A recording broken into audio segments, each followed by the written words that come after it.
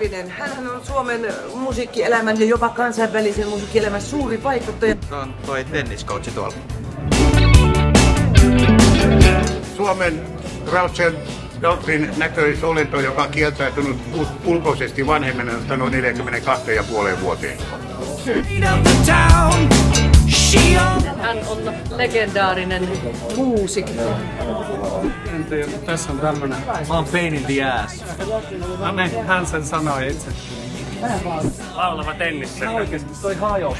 Nyt mä menin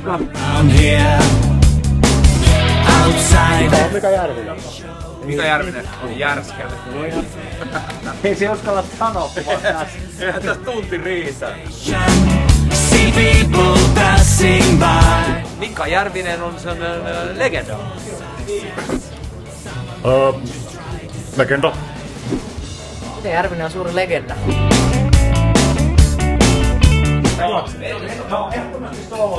Vemme Mika Järvinen. No Mika Järvinen on tunnettu rockari. Mika Järvinen on Suomen Robert Plant.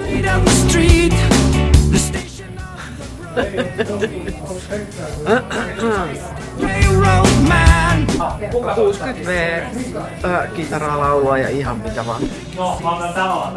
Legenda. Hän on luonnonvoima.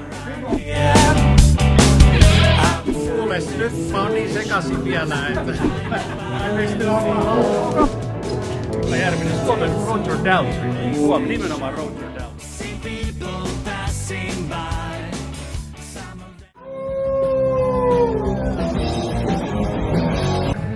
Loistava kirjailija, aivan ylpeä muusikko, laulaja Sanna Salo.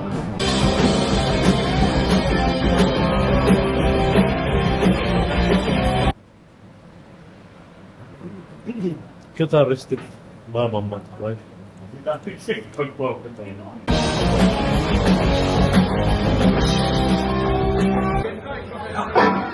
Palattiin 80-lukuun.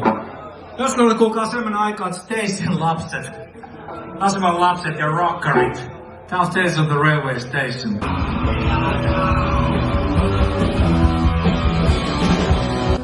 Muuten pakkis Mika Järvinen.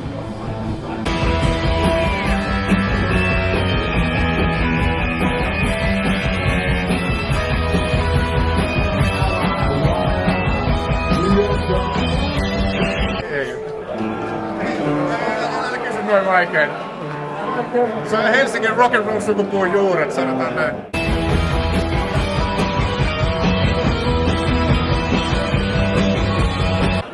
Poikani. Mitä muuta se? Oliko se kilttipoika? Mitä? Oliko Mika kilttipoika? Joo.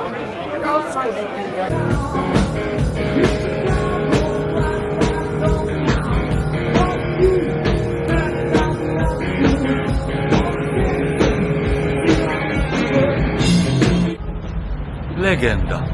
Suomalainen legenda.